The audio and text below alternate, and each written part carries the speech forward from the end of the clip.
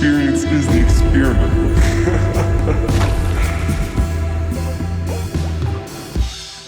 Today's guest hails from Tel Aviv, Israel, but has since made his way to Los Angeles, California. He's an artist, he's a writer, and he will fuck you up any day in tennis. Please welcome today's guest, my buddy, Mr. Tommy Peck. What's going on? We've done What it. it do? We made it. We've been planning this for a Ages. long time. Ages. Years. Yes, sir. Years, some might say. And actually. Yeah. So tell me where you're at. Tell me why you think, because I've been wanting to get you on, and your answer to me was, I will, but I need to be ready. Yeah. Music ready. I'm getting visuals ready. I'm getting the brand ready. Does that mean you're ready? I'm definitely ready. You know, we off of this, you know, we've been talking like a lot, and I've been on, you know, on a lot of shit lately, doing you know, I kind of went back in time to redo to refine my sound, and kind of, you know, when I got to LA like 2 years ago, I had a whole album that was supposed to be dropped, and I basically decided, like, after you know, being exposed to like the bigger industry and, you know, the industry standard and like music, like different music and culture and stuff like that, I decided that I'm not gonna release that album. Yeah. And I'm only going to take one extra song that I'm going to be releasing in this in the EP that I'm gonna be dropping August 9th. Definitely. August 9th. Do you have a name yet that you're... A what? Do you have a name for the EP? Color. Yeah, Color. It's themed. So the theme is colors, basically. It's gonna be 3 songs, 2 that I already released, which is Love and White. And the third one is gonna be called Purple. So it's that theme that basically I had every song. I mean, after I made the song, I took a moment and I thought, like, I tried to feel what color does it bring to mind? Yeah. What kind of feel does it bring, and what's that color? And basically shot every video based off of that color scheme. So let's say Love is pink, White is white, and Purple. And then I shot those videos. I had 3 videos, like 1 video for each song. And it's all within that theme. And then, so that's basically the EP that I'm going to be dropping, with 1 song that I was supposed to drop in the album that I didn't. And since then, you know, it took me, you know, when I moved to LA, I didn't honestly like move. I just wanted to come here for like a few months to like meet people, make music, just, you know, kind of see the culture, and, you know, and then basically after 2 days, I was like, okay, I'm not coming back. I'm not coming back. And then from then, you know, once I actually had to like move here, you know, it took all my energy and time, like, and consumed all of me in just like trying to find, you know, a job, you know, house, you know, visa stuff, this, that, just like, build a life from. I literally came here with negative $1,000 in my bank and $250 in cash, $250 in cash that my uncle like gave me like 2 days before I flew. And I was like, okay, let's fucking, you know, do this, like, from scratch, from nothing. And then that consumed, like, my first year was like 90% of the time was like consumed in just like building my life, and I didn't really have time to make music. And that put me like in a really depressing kind of situation where I was like, fuck, you know, I'm like, I came here for this, and I'm like, I'm not even making music.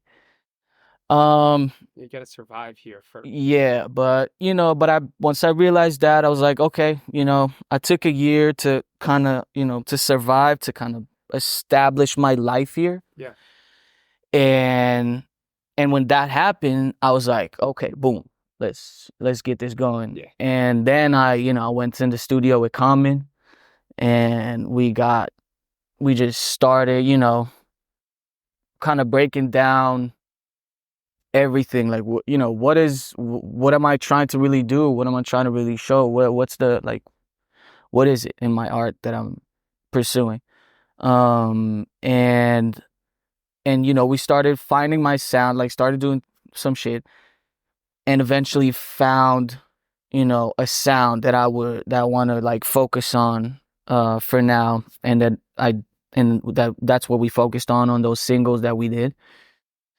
And yeah, and that's, and Now you're here. now I'm here. So I want to back it up for a second, because there's something that I find really interesting. And this podcast has ebbed and flowed, and it's changed into something that, it mirrors some resemblance of the reason I started it, but it's kind of transformed. But the reason I started this is there's a show called, I shouldn't say the reason, part of the intent behind it. Mhm. There's a show called Ned's Declassified School Survival Guide. Mhm. School Survival Guide. I can't speak today. That I used to watch growing up, and it was a survival guide to middle school from this kid. And it was a TV show on Nick or Disney. But the original goal of this podcast was to build a survival guide for artists, up and coming artists, people who are flowing into a different genre, Yeah. going into their first album deal or their Yeah. fourth or their fifth. And you did something super interesting. You moved here with a level of confidence in your music. And most people with that kind of confidence in their music, is their first response is, I'm going to release this. I'm going to release it now, and it's going to work. Mhm. That's it. What I got from you, and by what I got from you is I was lucky enough to be part of this situation, is you came to a few of your friends, including myself, and you said, listen to these and tell me if these are good enough. Yeah. Am I where I need to be, or is there a different starting point in which I need to start searching for? And Yeah, I forgot we actually sat down to listen to that album. Yeah. Yeah. You listened to it and you said, I'm not looking for you to give me the answer I want to hear. I Yeah. need the answer that I need to hear. And we told you this is a great start, but this is not where you should be starting from. And we gave you the reasons, and we said our piece. And that's kind of where that new story started, which, what was going through your head in the situation where you're willing to give up something that you hours previously had a different confidence level about, or different understanding of what it would do for you? And what gave you that kind of ability to listen to the people around you that clearly had your best interest in heart, and do something that was a much harder path, but clearly the necessity? Yeah. First of all, for good or bad, I'm a big critic of myself, and I'm a perfectionist, really for bad sometimes, for good or for bad, but for good or worse. I mean, but that was one thing that I didn't want, I didn't want to, when I made that, album, that was basically the first. I never did any kind of music in my life. So the first time I made music was like starting this album. I like 2020. At some point, I was like, I was writing stuff like, verses and this and that, like songs or poems or whatever. And then at one point, I said like, okay, this is like, I want to have something that I created that is in the physical world. Something tangible. Yeah. Yeah. And then I was like, I don't know, it was like a decision I made in like a day. It's like, okay, you know what? Fuck it. I want to make an album. And then I had 2020, I just sat down with like beats from YouTube and stuff like that. Started, like freestyling, started writing this and that. And eventually, step by step, it came up to like songs and stuff like that. And I contact one of my homies in Israel that is an artist, and I asked him like, who's like a producer I can work with, make an album, this and that. he referred me to Ben. Yeah. Shout out to Ben. No, Ben. His name is Ben Shelliff. Ben Bilial. That's like his producer name. And we clicked like instantly. Made that album. And then, but this album was like songs that I made. Like I didn't even know what I was doing. Like people that listen to it were very surprised, but like, yo, you don't sound that doesn't sound like someone who just started. Yeah. This is like really good. Some of my friends were like, like rocking these songs. Like I was just sending it to them, and they were like loving that shit. But at the end of the day, that was like just like an experiment for me to. I didn't really know what I was doing. And when I came here, that's where I started to actually understand what it is that I'm doing, or at least, wanting to do. Yeah. So that's why I kind of scratched that and started over. And I'm happy I did, regardless of the fact that I might have, if I would have to release that song, that album, I would probably could even be doing shows now and stuff like that and having more crowd and this and that. But that's not something that I would like. I didn't feel like I can stand behind it. And the 3 songs that I am releasing from that album, those are songs that I feel like I could forever, regardless of the quality or whatever. I'm always growing, always evolving. Mm-hmm. But I could stand behind them and say like, yeah, this is mine. Like I stand behind this. So that's what kind of led me to doing that. I mean, I think it's cool. I think. By the way, you got water? Yeah. Oh, can you get my just a bottle? Yeah, I got it. Thank you. Appreciate it. No problem. So I think people forget that there's different groups that come out to LA to try to make it, if you will. You have the people that have been playing music since they were 2 and 3 and have these pre-built ideas of what it's supposed to look like at every point, and normally they're pretty false. And me included. I've been playing drums since I was a little kid. I've known what I wanted to be up until I didn't. Yeah. And then there's people like you who came out here with this sort of newer dream, but no preconceived idea of what it's supposed to look like. And I think there's something really, really like special to that type of person, because you don't have these ideas of what every point of your career should look like at a certain point based off of some false realities that you've seen on TV or movies or your favorite artist. And yours are strictly based off this new passion that you have with this full new fire behind it. And I think that either makes it way easier to take on people's advice or way harder. There's no median there. For some people, that just means that because they don't understand that there's people who maybe are just years ahead as far as how long they've been doing something, and it's so easy to hear advice and think that it's just bullshit automatically. Yeah. And I think the fact that you took it to heart, clearly put the work behind it. Most people who say I'm going to take a year to get my shit together are people that never go back to it. And I think being able to look back and know, I told myself I'm giving myself this year, and I listened to it and I meant it. And there's some discipline built in there that's really tough to have. And I mean, maybe that's connected to your success as a tennis player, or that came here from a different country. Definitely, you come here like you to grind, like you come from a different country, you come from nothing, so you're hungry. You come here to grind, and this is also the first time. So when I was in Israel, I was still living with my dad, so I never. I mean, I lived like 6 years. I was in the tennis academy. I lived outside the house and everything. But I was, up until I came here, I never had like my own apartment or anything like that. So that was my first like also independence wise, like coming out. Yeah. So it's like a 0 to 100, Crazy.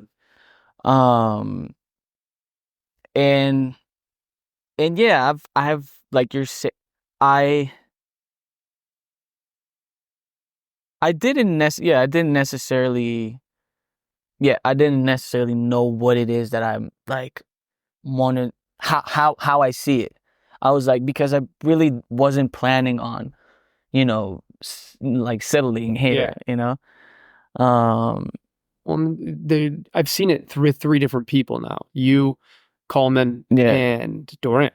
Yeah. And all three of you kind of had this idea of if I'm gonna make this big of a leap to go somewhere, It no better matter be how far it fucking is, I'm going for it. Yeah. And there's just a different mentality. There's like a survival mentality that isn't overlooked. And I think it's just important for some kid who wants to come out here that whatever their preconceived ideas look like, or whatever amount of skill and time they've had in their craft prior, there is something to finding people that want to see you grow and want to help you and are going to give you real advice, mentors or friends or whatever it is, and taking their advice. But also, that's the easiest part. The hardest part is taking that advice, and then you have doing to be the one. doing the Yeah. shit that You have doing to be something the one about to it. actually act on it, to make it happen. It could have been so easy for you to just be playing tennis right now and teaching tennis and making your buck and calling it a day and going home.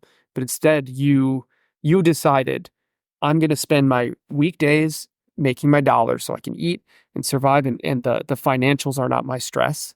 And I'm going to spend my weekends, the time that I should be going out and going to bars and getting fucked up the whole weekend. Instead, I'm going to use that to be my work week for music. Yeah. And I'm going to put in the same amount of time and effort that I would if I had 8 hours a day, 5 days a week. I'm going to make that 2 days a week, and I'm going to make it more useful. And Yeah.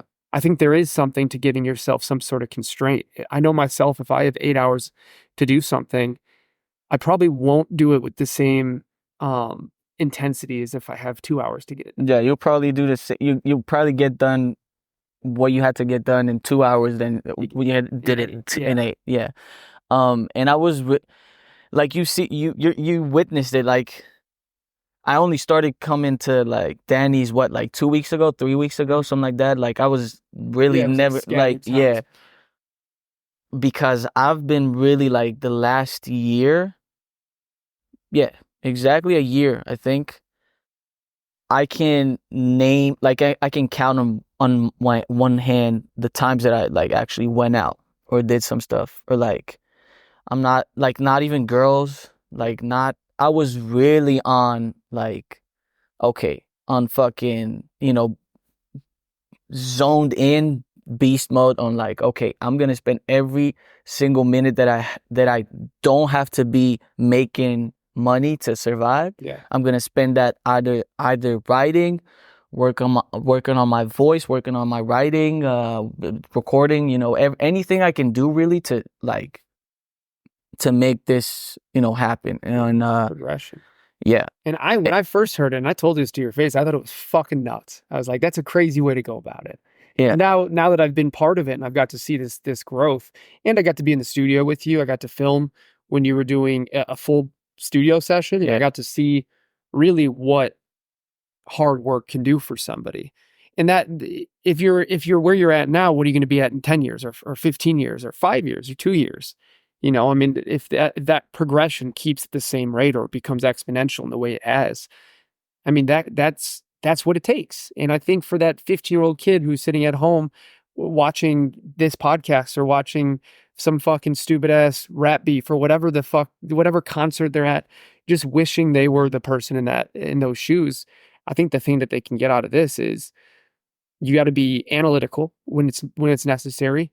You got to be the most intentional with every step you make, because nobody else is going to do that for you. And above all of that is, if you're not the hardest working person in the room, then you are not the hardest working person in the room. It just doesn't, and you can't be lazy and the hardest worker at the same time. And fucking, bro, like, believing, cause just like believing to the point where you're like delusional, I didn't, it's like, everybody, you hear a lot of people talk about that shit, but when you're a upcoming artist, which I am now, I'm really in the beginning of, everything that I want to do. Yeah.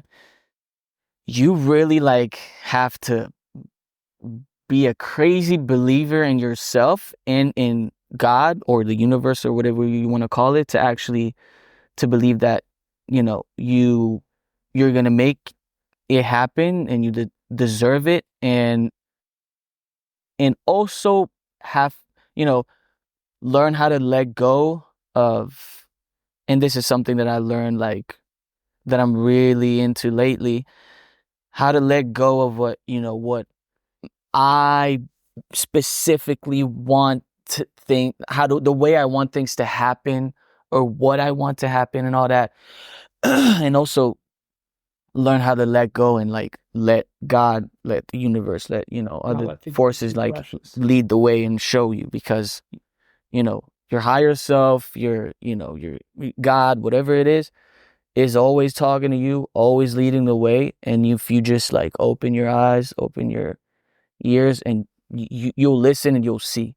But sometimes, and especially me, I get so caught up in how I want things to look, or Yeah. happen, that I block those things, and I can't even listen to the things that come to me. Just a reminder. Yeah, but every single time that I'm in that zone of like actually being open to those things, all the beautiful and amazing things happen, and they happen so much faster than when you're actually trying to like, trying to, stand in front of a wall and punch it until it breaks, 100%.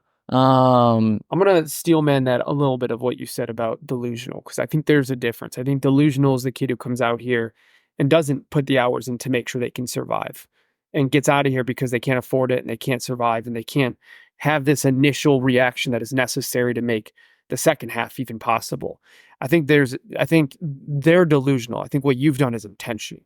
I think intentional, I like that. Yeah. just pure belief. Belief doesn't have to be a delusion. If you really believe in it, then it's not a delusion. It's just something that is going to happen and you're going to make sure happens. But delusion is somebody who believes it's going to come to them. Intention is somebody who understands that it's going to take a lot of hard work and invigoration to make sure that this actually happens, and that they have to be the ones to go to it. It's not going to come to them. Yeah. There's these simultaneous things that happen, and you have to be intentional to listen to whatever is above you or whatever you believe in to give you the help that you need. That's intention. Delusion is the person who hears that and says, fuck you, or Yeah, who doesn't take that's it. actually true. That's Delusion very is the person who gets advice from people that love them and don't at least pay attention to it. Intention is the person who listens to it, puts it through this file cabinet that they've built over their whole life, and decides what needs to stay and what needs to go, and uses it properly. There's such a difference. And I think the word delusion is so easy to hold on to because it true.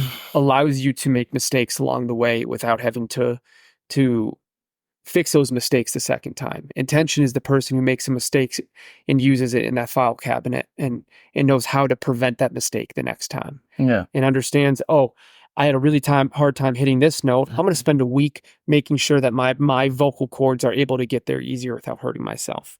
That's intention. Delusion is the person who thinks it's going to come to them without them trying. And clearly, you've put a lot of intention behind it. You've put intention behind the visual, which from just knowing you as a person is probably a very easy part of it because that seems to be how you think. Yeah. Intention is you booking out spaces with people in it that are going to be helpful and not harmful. Intention is you understanding that if I can get my exercise during the week by working out and playing tennis and teaching tennis and make my buck from it, I'm keeping my passions without throwing them to the side while I work on this other thing. Yeah. These are all like, I think you having this week-long space, and I was thinking about this a lot today because I wanted to talk about it, you having this week-long space in between, or this 5-day space, to be active and get out your energy and have these life experiences built around you, probably make those weekends a lot easier to feel inspiring than to have every weekend feel uninspiring. You're building life. Wait, say that again. The weekdays. You're using, so many people are so worried about the work and becoming inspired that they have nothing to be inspired about. If you want to write a book on your life, but you don't have a life, Mm-hmm. you have nothing to fucking write about. Yeah. It's bullshit. And I was talking to Coleman about this yesterday. If you work, I think the job of an artist or a musician or a creator in any fashion is to find inspiration. It's not to be inspired. You know, it's Bro, this is exactly one of the biggest things that led me into, like I was saying earlier, that I just I just started going out again Mhm. and doing things because of that reason. Um, that I felt like during that year, I was like, okay, every second it was going into like actually like creating, working on my craft, doing all those kind of things. But at one point I felt like I'm like trying to live this lifestyle of an artist, Mm. and that is, I'm making music so I can live that lifestyle of an artist, and I'm living that lifestyle of an artist so I can make music and kind of have this whole thing going on. But I'm not really doing any of those inspiring things. I'm not going out. I'm not doing like exploring different things and like, you know, going to adventures and stuff and meeting new people that inspire me and stuff like that. And I was like, okay, enough. Like I've worked on my craft. I've built this up to a point where I have like an EP coming out. I have like 5 or 6 singles in my bank, like coming up. I have music, I have this, I have that. Now I have to like go out there and live that, be that thing, like actually be that thing that I want to be. Yeah. And you know, we all know that so many things that we like are waiting on to do and stuff like that, and we're like, making excuses and stuff like that and conditions to like, okay, when I get to this, then I'll be able to live like that, like this and that, and then I'll do this and that, and then I'll feel like this and that. These are like 99% of the time we're the only ones like standing in our way. Yeah. And it's like and that's what I did, and that's what happened to me. I was literally like walking in the park like 3 weeks ago, and had this like, enlightenment where I was like, fuck man, I'm the only person, I'm the only thing that's standing in my way of doing like 99% of the things that I say that I want to do. 100%. I'm gonna start doing all those things today, not tomorrow, like today. Um, and I started that 3 weeks ago, and it's been amazing since that.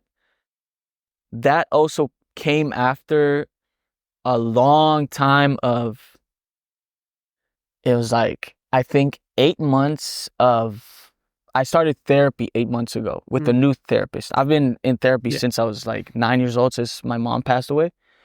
Um, so I had different therapists and stuff like that, but I started therapy with a new amazing therapist like eight months ago. She's a healer. She was like the one step ahead that I needed, like in a more deep and spiritual stuff. And long story short, I started the therapy with her and got into very deep things that I didn't open up about for like years. Yeah. And that led me into like a real down, like almost kind of depression, I would say. Um, where I was just like really rejecting myself, not accepting myself, really self-hatred a lot of the times, and going through like a roller coaster of up and down emotionally every day, because I was facing a lot of things that I was scared to even like admit with myself, that I don't like about myself. Whether if it's looks, personality, I don't know, situation in life, family, childhood, whatever. And then dealing with those things was fucking hard. But I always like, I always had that feeling that it's like I always just knew that it's good, because it's like I'm breaking everything down so I can build it like way stronger. Absolutely. And it was just like up and down, up and down, up and down, until that day, until like 3 weeks ago, where things kind of clicked, and I was like, okay, now it's time. And I've been feeling really great lately. And about what you said before that with intention, one of those things, like the last thing with intention that has changed a lot, and I think that changed my music, that changed my sound, that changed, the way I make music, and how, and the way I enjoy it, is I kind of shifted the balance between how much I make music for myself and my self expression, and the things that I want to say, things that I want to express, that I want to show, this and that, and much more into how can I make music for the people, for the fans, for the crowd, for anybody basically, that I can, really reach out and touch them, like, emotionally, and make them feel something, whether if it's sad, happy, inspired, just resonate with whatever I'm saying. And that has been like a major change in the way I make music. And also looking at music as something outside of me, just like, just like this being that is, and that has been talked about by a lot of artists, and especially like Rick, like Rubin. Absolutely. You read the book? I read parts of it. I haven't read the whole. Oh, you gotta read. I know you gotta read the whole thing. I need to get it. So he's also been talking about that a lot. That just any kind of art, whether if it's a painting, a song, whatever. Where the artists were just like the messengers. Yeah. I'm just here to, I try to channel that thing and try to tap into that, to God, or to a higher thing, that to that inspiration, essentially, and just channel that thing through me, through my perspective, and through my voice, and through my abilities and whatever. But you got to be open to accept it before you can expect it. 100%. That's something that I never, like, up until like a year ago, I never even thought about this idea. It was just like, okay, how do I express myself? How do I, this is me, this is all me, like this, everything I do here is me.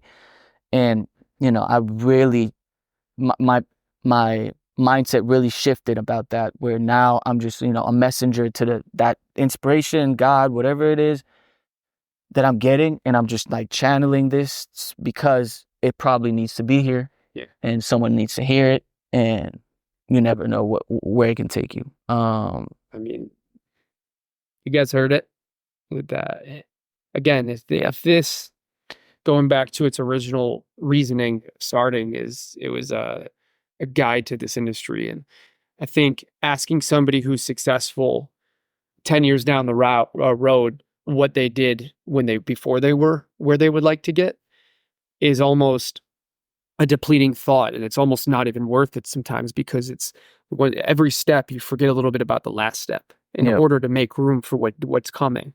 And I think finding somebody who's this early into it, but also has put this much work into the preconceived idea of what it's going to look like is so important. And I think it's a lot better advice than you can find from somebody who doesn't remember what it was like to have negative 1,000 in their account, or doesn't remember what it was like when they had these big breakthroughs in therapy to get to where they want to go. And just the thing that I'm really looking up to and that I respect the hell out of is the effort you put into making sure the full picture is built, and not just the little person in the middle, to build the friendships, to build the community, to build the financials, which allows you to build the music and build the marketing and build the team. And these are all specific pieces that if you're not working on it all at the same time, like, I think there's this idea that if you're doing everything, you're going to spread yourself too thin. I think that that's true when you're trying to do 50 different things that don't have anything to do with each other. Yeah. But when you're building the whole spider web, you got to have 9 different anchor points, or else the second you step on it, it's going to fall down. Yeah. And I've been lucky enough to be here throughout a lot of these experiences and get to watch and build up to this point where I can have you on this thing that I've been working on and that I put my life into, and I go to therapy in order to be better at, and that I try to find experiences and friendships and communities outside of this little room in order to build this correctly. Know that I'm doing my part correctly for the world, but most importantly for myself. And I respect the hell out of it. And I'm excited for all of them to get to hear colors. And the most important question out of all this is, are you spelling it the US way or the UK way? Are you adding a U? Or are you just going COL? No, COL. But it's Color. Yeah, COLOR. Wait, how do you spell the UK way? Is it COLOURS? I didn't even know it's a different spelling. Yeah, because they do things wrong over there. They basically can't even speak proper English. Oh, but man, I'm really excited, and I mean, everybody keep your eyes open for colors. When did you say it's coming out? August 9th. Yeah, and hopefully, soon. man, a show coming up soon. That's what I'm really gonna be excited for. So be crazy. Once we shut this off, we'll figure out when you want to release it, or which Wednesday we're gonna release this on. But most likely, if you're watching this, it is not out yet, and it's coming out. So, oh yeah, I was talking about a live show though. Oh, the live show. A live show, yeah, a live show that I wanted. Did I tell you we're out of time, right? Or something? You're good. Oh no, did I tell you about the one basically show that I did in the States? No. When I just got here though. You did a show right when you got here? Bro, at South by Southwest. What? Yeah, a week after I got here. With those 2 songs that I came with, like that I released. You played South by Southwest. Yeah, so David, my homie, he's like he was not really managing, like not under a contract or anything like that, but he was kind of like a friend managing me and helping me. So when I got here, I was staying at a friend's house, and he called me one day and he was like, I got you a show in South by Southwest. I didn't even know what that is or where it's at. He's like, that's in Austin, Texas. Do you want to do it? I'm like, hell yeah. Like, he's like, you never performed in your life before, right? Or something. It's like, you good? You want to do it? I'm like, fuck yeah, man. And then I found myself 24 hours after that, like in Austin, Texas, the day of the show. And then we went to the venue. We get to the venue, bro, that was so crazy. We get to the venue, and then people start coming, and then it's like 5 or 6 p.m. and the show's supposed to be like at 8, or I don't know. So the place starts filling up with people, and then at one point there's like 300-400 people. And then at one point, we just look at each other and we realize that I'm the only white person in the venue. Like literally I'm talking about like staff, artists, crowd, everybody is black. I'm the only white person wearing fucking nail polish with a leopard shirt with my fucking buzz. And I'm looking crazy, and we look at each other, and we're like, and I'm talking like, this is like South, yeah? This is like Texas. Like, everybody's like face tatted, chains, like people strapped for sure. Like, everybody's like thugs. And then we look at each other, and we're like, he goes to me, he's like, you know what? Like, if you don't get shot today, we're good. Like, if we make it alive out of here, like, we're good. You were great.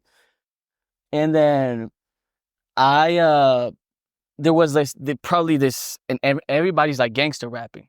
Like, everybody's a gangster rapper. They're all like one after one. Everyone does like 2-3 songs, and they all do gangster rap. And at like 8 p.m., 9 p.m., the place is packed, like 400 people, something like that. I go up, bro, I'm telling you, the looks I got, like everybody's like, what the hell is this white boy doing in here? Oh no. And then I go up, the music starts, and then I start rapping. I do my song Love. Yeah. Bro, as soon as I do that, as soon as I start rapping, I'm pretty close to the crowd so I can see everyone. People start, bopping their head and stuff like that, getting into it. And then so I did that song, I did another one, and bro, I get off stage. All the girls come to me, ask for my Instagram and shit like that. And not even the girls, bro. I'm talking like I'm walking, I have to go through the crowd to get outside. So like people like with like, I don't know, I'm talking like 6'6" people like with face tatted and all that stuff coming to me. It's like, yo, your shit's hard, my boy. Like, I'm like, thank you, appreciate it. That's unreal. And I went outside, I was like euphoric. That shit was like on The some 8 Mile American shit. dream. That was 8 Mile shit. I'm talking Man, crazy. that's how you end a podcast. Yeah. Everybody, Mr. Tommy Pearl, look out for his new record, Colors, coming at you very, very soon. This was a lot of passion in the making. I'm excited for you guys to hear it. I'm excited to hear it all together. Heard most of it in pieces, but Yeah. I can't wait to see the vision, to hear the vision. And yeah, thank you, brother. Thank Love you, and I love you. And to even better. Let me give you this real fast. And look at the camera, and to everybody listening. I'm Tommy Pearl, and this is an experiment. Yeah, I love you guys. I love you, and goodbye. Goodbye. Experience is the experiment.